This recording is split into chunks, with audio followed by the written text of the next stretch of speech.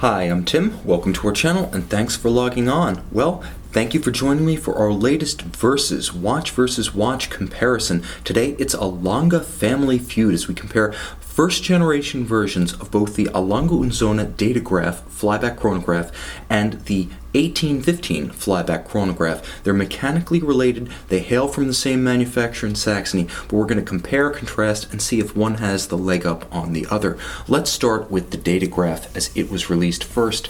Now this is a first generation model. The specific reference that you see here is 403.032.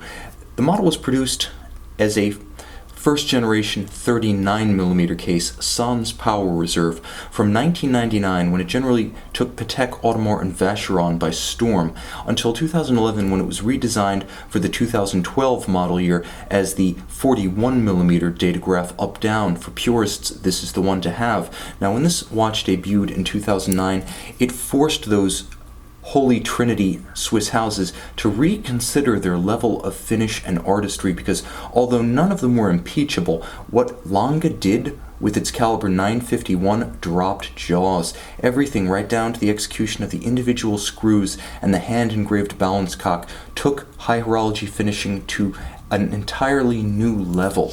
This is a watch produced in series that was better finished than bespoke pieces and piece unique.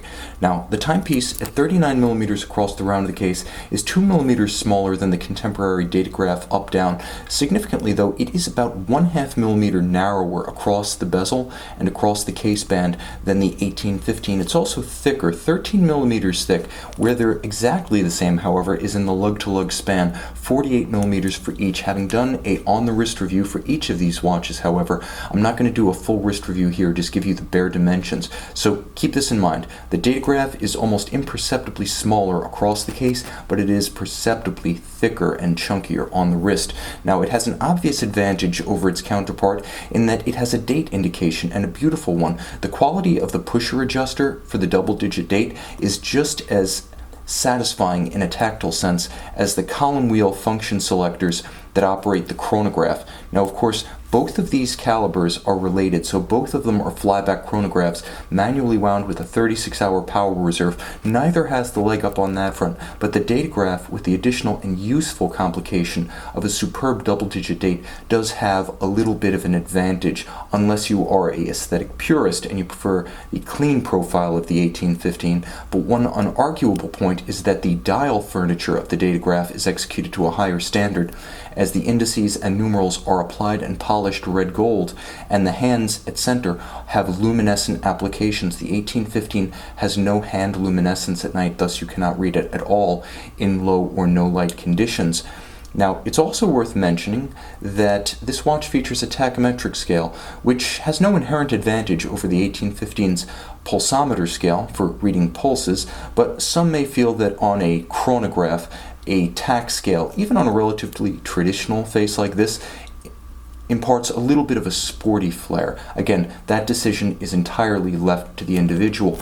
Also worth mentioning, and easy to miss, is that the datograph has a significantly larger crown that's easier to use, easier to grasp, and more pleasurable to turn because of the relatively lower gear ratio that it creates while winding the movement. It just feels creamier, smoother, and more enjoyable. A small detail, but one worth mentioning.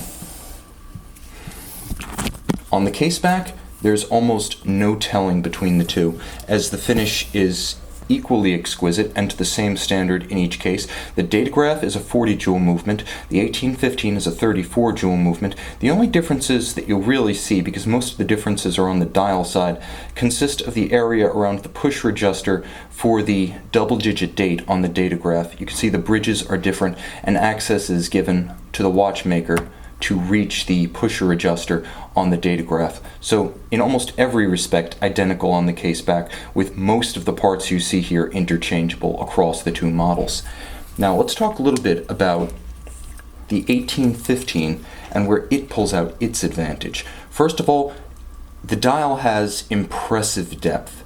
It also has what one might consider a more, at least at least as things go in Lange land, a more traditional, a more classically inspired dial. This is a chronograph that looks like it could have been pulled out of the mid-20th century or early 20th century, whereas the datograph is almost like a Baroque neo-vintage reference. So for the traditionalist, this pared down dial with the Arabic numerals and the lack of a date may actually score points for its functional simplicity and its historic faithfulness.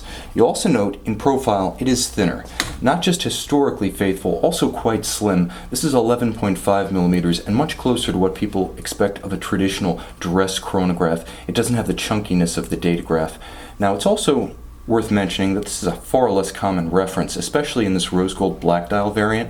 The first generation 1815 chronograph was only built from 2004 to 2008, and it always sort of lived in the shadow of the datograph, meaning that even though it was priced to its advantage versus the datograph, fewer of them were sold. So if you want a watch that has the same standard of Lange finish, and again, when you look at the case back, they're identical. All the difference mechanically is on the dial side of the movement, which is blocked by the dial. So you may want to go with the 1815. Cleaner, more traditional, in some ways easier to read because of the standard Arabic numerals.